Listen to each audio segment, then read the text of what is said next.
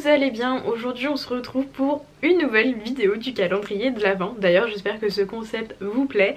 N'hésitez pas à me dire en commentaire si ça vous plaît, etc. Aujourd'hui on va se retrouver pour une petite FAQ. Je vous ai demandé sur Instagram de me poser des questions les plus pertinentes et les plus intéressantes possibles sur 3 thèmes. Donc les 3 thèmes étaient Mistral gagnant bien évidemment, Sapristi et moi-même.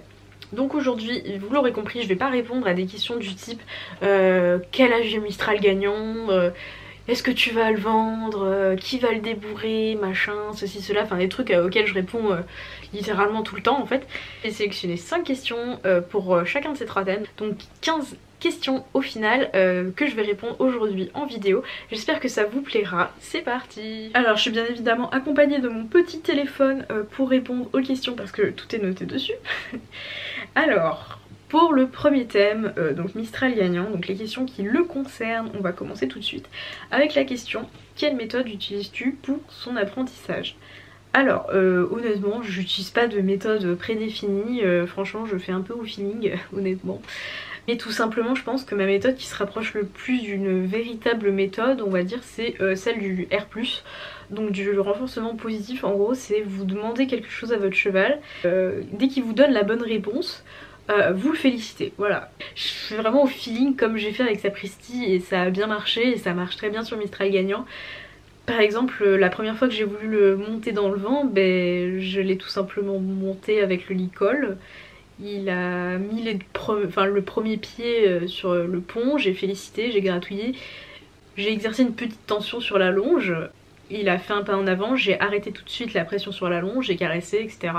Et puis après j'ai répété jusqu'à ce qu'il monte entièrement dans le vent, et une fois qu'il est monté entièrement dans le vent, je lui ai donné des carottes. Enfin voilà, j'ai pas vraiment de grande méthode, genre comme ceux qui débourrent un cheval à la méthode Blondeau. Bah, par exemple moi je ne m'enferme pas dans une seule méthode, je fais juste ce qui correspond le plus à ma vision des choses et ce qui correspond surtout le plus à mon cheval. Je m'enferme pas dans une seule méthode et je pioche un peu partout de ce qui me plaît et de ce que j'ai envie d'appliquer. Donc voilà, je me cantonne pas à faire... Si je devais citer quelque chose dont je m'inspire vraiment, c'est vraiment renforcer positivement le cheval au moment où il donne la bonne réponse que j'attends. Mais c'est vraiment valoriser cette réponse là pour qu'il l'assimile rapidement et qu'il se sente fort parce que c'est bien quoi, parce qu'il a fait un super truc et voilà quoi. Deuxième question: est-ce que tu t'attendais à un poulain aussi facile entre guillemets hein, et coopératif? Alors franchement je vais être honnête avec vous, mais non, je m'attendais pas du tout à ce que ce soit facile. Je m'étais préparée là-haut à en chier, excusez-moi le terme hein. Mais voilà, parce que Sapristi, quand je l'ai eu c'était très difficile au début, elle connaissait rien de la vie, c'était vraiment très compliqué. Et au final ma Mistral gagnant, quand il est né, bah forcément il connaissait rien de la vie et il apprend plus vite que Sapristi a appris. Même si Sapristi apprenait vite, Mistral gagnant a appris beaucoup plus vite sur les bases que Sapristi. Genre a donné les pieds, mais Sapristi, mais je me suis galérée pendant des mois avant qu'elle me donne ses pieds quoi. Et c'était vraiment très compliqué avec elle. Et Mistral gagnant, non, au final lui c'est très facile, tout ce qu'il apprend, il l'apprend très très vite et très facilement. Et en fait il est comme Sapristi dans la façon de faire, il analyse, il réfléchit et après il agit. Du coup il n'a pas de réaction violente, il se défend pas, enfin franchement c'est super cool là-dessus. Parce que non, je m'attendais pas du tout à avoir un poulain facile et coopératif autant que lui. Je m'attendais plutôt à avoir un poulain qui soit un peu plus sur la défensive, vous voyez, enfin comme n'importe quel poulain qui connaît rien, à qui on demande des trucs, qui se dit mais attends mais qu'est-ce que tu fais, ah, au secours. Et lui non, il veut bien tout en fait. Bon après je fais attention à ce que je fais aussi, je fais pas n'importe quoi hein. C'est tout est cadré, tout est bien fait, dans le bon sens, etc. Je fais pas de choses dangereuses ou qui pourraient le braquer quoi. Quelles sont ses similitudes entre lui et ses parents? Alors physiquement, à part la robe bien évidemment, c'est classique. Genre vraiment, prenez classique, mettez Mistral à côté, c'est le même hein. Genre vraiment, même tête, même physique, pareil. Après au niveau du caractère, ouais je retrouve carrément Sapristi, il est super gentil, patient et tout, il est câlin, plus que Sapristi d'ailleurs. Avec les autres par contre il est quand même plus sociable avec les autres chevaux que Sapristi, mais après Sapristi c'est une jument. Donc du coup je me dis que ça vient plus de là plutôt que du caractère. Mais voilà, le peu de choses que j'ai travaillé avec lui pour lui apprendre à donner des pieds machin et tout, c'est vraiment Sapristi pareil quoi. Il a les mêmes mimiques qu'elle, il réagit pareil, enfin voilà, même s'il a mis même s'il a mis moins de temps à apprendre que Sapristi les bases, il réagit pareil dans son apprentissage. Quatrième question. Avais-tu peur du résultat du croisement classique Sapristi? Non. J'avais pas peur parce que sinon je l'aurais pas fait. non, je l'aurais pas fait parce que je voulais pas me retrouver avec un poulain immaniable et pas à mon niveau. Parce que Classique a la réputation de produire très amateur et très facile, même si ça reste des chevaux qui sautent très bien. Mais contrairement à son père l'Arc de Triomphe, il ne produit pas de chevaux compliqués à la monte, compliqués aux soins, etc. Bon, même s'il y a une grosse part d'éducation là-dedans, j'en suis très convaincue. Je connais plusieurs larks qui sont très gentils, contrairement à ce qu'on peut leur donner comme réputation. Donc voilà, moi j'avais pas du tout peur du résultat parce que je savais ce que le père produisait. Je connais très bien la souche maternelle de Sapristi. Et ça c'est important de connaître ce qui a été produit. C'est des chevaux qui sont très bien dans leur tête, qui sont très posés, très calmes, très gentils. Ça je le savais, donc non, j'avais pas peur du tout du résultat. Est-ce que tu penses que le fait que ce soit toi qui les fait naître ait changé quelque chose dans votre relation? Comme je le disais, c'est très différent d'avec Sapristi parce que ça s'est construit très très vite. Alors qu'avec Sapristi, la relation s'est construite, mais beaucoup plus lentement, du fait qu'elle connaissait pas. Et je pense qu'effectivement, un cheval qu'on achète qui a fait 5 ans de pré quand vous l'achetez, qui connaît rien du tout, c'est plus long quand même parce que c'est un cheval adulte, parce que voilà, qui n'a pas été manipulé avant, alors que Mistral Gagnant, lui, il connaît depuis le tout début. Je pense que oui, effectivement, ça a fait complètement. Après, je dis pas si c'était un poulain que j'avais acheté allez, à 6 mois ou quoi que ce soit, enfin quand c'est vous qui commencez vraiment à leur apprendre quand ils sont tout petits. Je pense que ça serait assez similaire à mon cas ici, mais par contre quand vous achetez effectivement un cheval qui connaît rien ou qui connaît déjà mais pas par vous, je pense que c'est différent. Ensuite on va passer à Sapristi. J'espère que j'aurai fini la vidéo avant parce que j'ai plus de batterie sur mon téléphone. Pensais-tu accomplir tout ce que tu as fait avec elle quand tu l'as acheté? Éprouves-tu la satisfaction de lui avoir tout appris? Sapristi quand je l'ai acheté, donc elle ne connaissait rien à la vie, elle n'était pas débourrée, elle sortait du pré. Je l'ai acheté, elle avait 5 ans, donc j'ai participé à son débourrage avec mon ancienne coach, je vous fais le rapidement, très rapidement. Et Sapristi, pour ceux qui ne me suivaient pas avant Mistral Gagnant, je l'ai sorti en compétition jusqu'en 115 cm, qui correspond à l'amateur 1 en CSO. Et j'ai tout appris avec elle. Et je lui ai tout appris et elle m'a tout appris. On a appris ensemble. Et sincèrement, je ne pensais pas du tout, quand je l'ai acheté, faire ça. Voilà, je pensais pas lui faire un poulain non plus d'ailleurs. Je pensais pas sortir en 115 cm. Si la Léa, moi de 23 ans aurait parlé à la Léa qui a eu Sapristi à ses 16 ans, lui aurait dit tu vas faire de la 115 cm avec Sapristi un jour, la Léa de 16 ans lui aurait dit t'es malade hein. Bref, vous voyez un peu le topo. Enfin non, clairement j'avais mon galop 4 quand je l'ai eu et je pensais pas faire ça un jour avec elle. Et j'en suis absolument très très fière, très très contente de l'avoir emmenée jusque là et très contente qu'elle ait pu m'emmener jusque là. Puis même si elle n'avait pas pu, je serais très contente quand même parce que je lui ai tout appris et surtout elle m'a tout appris, elle m'a tout apporté quoi. Ensuite, deuxième question, comment es-tu arrivée à dire c'est avec elle que je vais partager ma vie équestre? Et en fait, comment vous expliquer? Quand je l'ai achetée, elle était pas vraiment à vendre, c'était pas prévu que je l'achète, je devais la prendre en DP. Et ensuite par la suite l'acheter. Mais je devais pas l'acheter tout de suite, je devais pas l'acheter en 2013. Enfin on l'a eu en 2013 mais on ne devait pas l'acheter tout de suite. Et en fait si vous voulez, donc on a fait son débourrage de 2012 jusqu'à 2013, puisque clairement quand je l'ai acheté elle était en très très très verte, sortie de débourrage. Et du coup en fait ça s'est passé que je l'ai montée en CSO, enfin j'ai fait un tout petit parcours, genre c'était une prépa 50 cm, vous voyez c'était la première fois que je sautais en parcours avec elle. Et c'était un truc interne, hein, c'était vraiment pour faire enchaîner, pour faire découvrir un parcours à la jument quoi. J'avais enchaîné quelques éléments comme ça mais c'est le premier vrai parcours. Et le lendemain je crois on a appelé mes parents en leur disant soit vous l'achetez soit elle part. 3 semaines après je devais partir au championnat de France avec mon équipe de horseball. J'avais dit c'est simple, si la jument elle part, je vais pas au championnat, j'arrête de monter à cheval, je vends tout et je ne pose plus mes fesses sur un cheval, c'était terminé. Je voyais que par elle, j'avais tout fait sur elle, enfin je m'en occupais 4 fois par semaine, je venais les dimanches, je venais après mes cours, enfin vraiment je faisais comme si c'était mon cheval.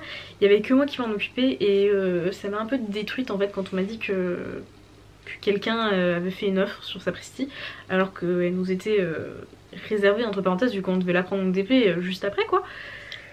Et j'ai dit bah c'est elle et c'est pas un autre, ce sera elle ou j'arrête tout.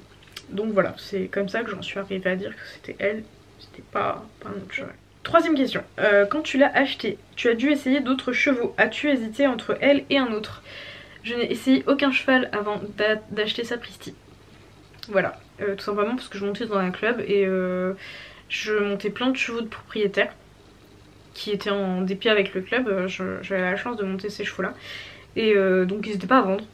Voilà tout simplement, j'en ai monté des chevaux de commerce mais enfin, en fait vu que je m'occupais de Sapristi déjà depuis plusieurs mois, c'était déjà noté dans ma tête que c'était Sapristi, que c'était pas un autre en fait. Du coup bah non, j'ai jamais essayé de cheval avant Sapristi et voilà, ça a toujours été elle en fait. Et en fait au moment où je cherchais à acheter un cheval, je cherchais à avoir un cheval en épée, pardon, où Sapristi est arrivée à ce moment là et en fait ça s'est fait naturellement. Elle était pas débourrée donc au final j'ai pas essayé d'autres cheval parce qu'il n'y avait pas d'autres cheval à vendre à ce moment là. Et on l'a acheté un an après. A-t-elle toujours eu des facilités à sortir seule en extérieur? Oui, tout à fait. Sapristi n'est pas du tout un cheval qui s'occupe des autres, donc en fait elle s'en fout. Voilà, tu peux partir tout seul, elle s'en fout. Tu peux tout faire avec elle, hein. C'est incroyable, genre quand elle était, quand on était au centre équestre où j'étais avant, on a commencé à sortir en extérieur peu après qu'elle ait été finie de débourrer. Donc on sortait à plusieurs, on sortait avec un moniteur et elle a jamais bougé d'une oreille et puis un jour je me suis dit je vais sortir toute seule, hein, de toute façon à un moment donné faut bien y aller hein. Voilà. Et non, j'ai jamais eu de problème. Elle m'a jamais agacée, jamais. Elle passe partout donc voilà, pas peur des tracteurs, peur de rien en extérieur, donc c'est une assurance vie. Donc voilà. Dernière question qui concerne Sapristi. Comment as-tu fait pour créer un lien avec elle? Est-ce que ça a pris du temps? Alors oui, ça a pris du temps. En gros, j'ai mis déjà un an, je m'occupais d'elle à pied, etc. Il y avait que moi qui m'en occupais. Je montais pas encore dessus, j'ai commencé à monter dessus peu de temps avant de l'acheter en fait et du coup en fait ça s'est construit un peu comme ça. Je m'en occupais à pied, je la sortais, je l'emmenais brouter, je la lâchais en liberté, je jouais avec elle, je lui apportais des carottes, enfin bref je vous mettrai des images, vous inquiétez pas. Bref voilà comment ça s'est fait. Et puis après mon lien avec elle a évolué énormément au moment où je l'ai ramenée chez moi, où là c'était moi où c'est moi qui fais tout en fait. Donc c'est comme ça que mon lien avec elle s'est vraiment développé. Donc de la nourrir, de la sortir tous les jours vraiment, de m'en occuper à pied, de la travailler, etc. Enfin voilà. Sinon pour créer vraiment le lien que j'ai avec elle, je pense que si je devais donner une idée de temps, je dirais que ça a pris bien 3 ans avant d'avoir ce que j'ai comme relation avec elle. Et enfin on va passer à la dernière catégorie, c'est-à-dire moi. Parce que des fois il y a des questions qui reviennent sur moi et bon je me suis dit que ça serait pas mal de faire une petite catégorie rapidement.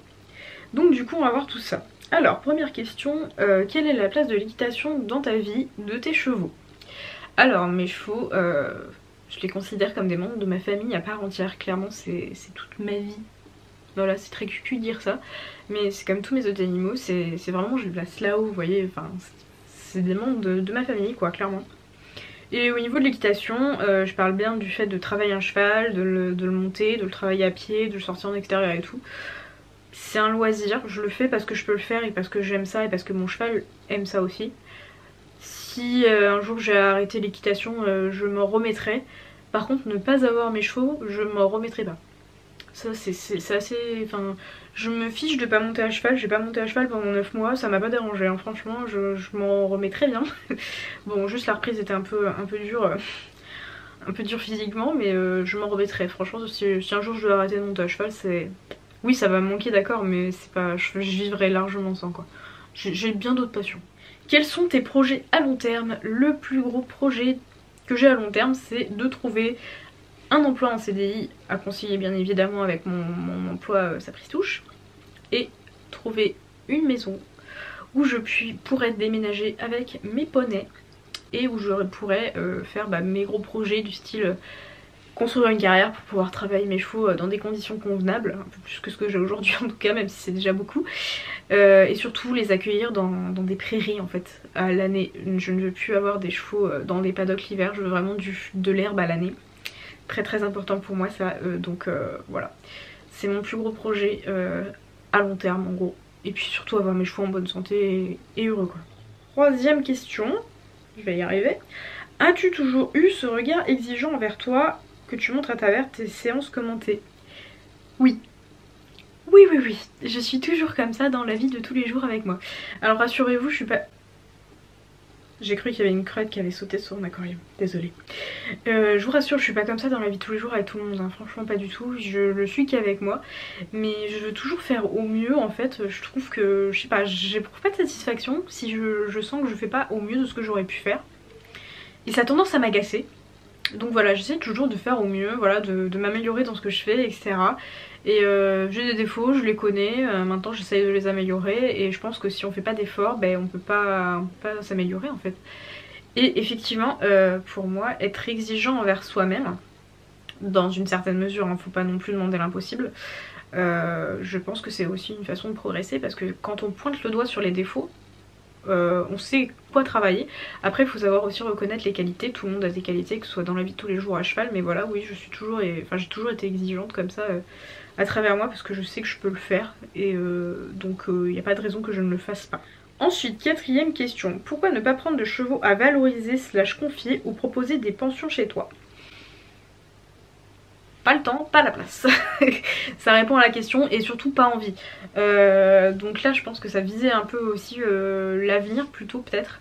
Je sais pas, moi déjà prendre des chevaux à confier, chez moi j'ai pas de place, j'ai que deux chevaux de boxe. Donc voilà, dans mes paddocks j'ai pas spécialement la place non plus de rajouter encore un cheval. Et ensuite prendre à valoriser... Franchement j'ai pas le temps de monter d'autres chevaux que Sapristi à l'heure actuelle. J'aurai le temps de monter Mistral Gagnant quand il sera en âge de le monter. Mais Sapristi aura 17 ans et on va baisser le rythme hein, quand même à 17 ans. Donc voilà, non, j'ai pas envie de prendre des chevaux. Et sinon concernant les chevaux à prendre en pension, si la personne parlait de l'avenir, non ça ne m'intéresse pas.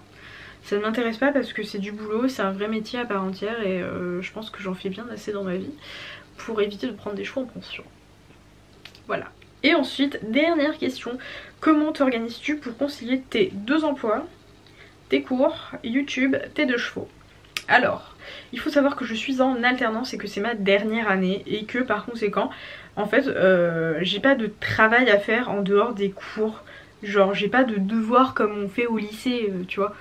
Genre j'ai plus tout ça moi, j'ai des mémoires et des thèses à rendre mais en fait je travaille là-dessus quand je suis en cours, enfin sur ma journée de cours donc pour moi c'est transparent quand j'entre chez moi, j'ai pas de cours à faire. Donc voilà, ça déjà c'est un point en moins. Ensuite je vous donne une petite journée typique de chez moi quand je suis en entreprise.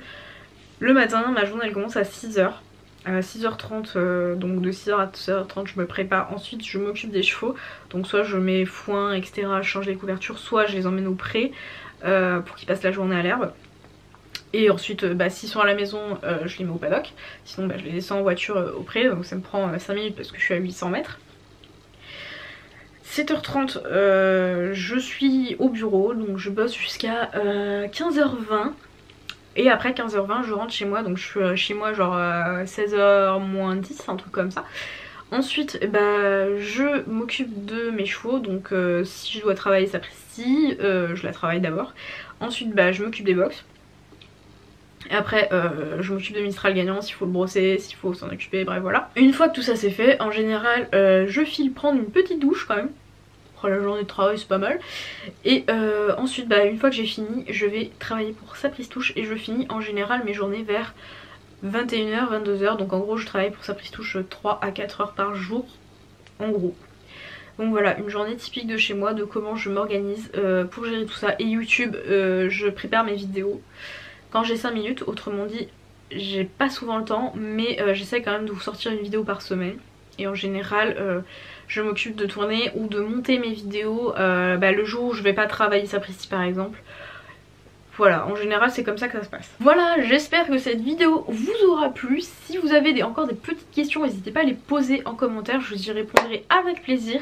Moi je vous dis à demain pour une nouvelle vidéo du calendrier de l'Avent. Ciao, bye bye.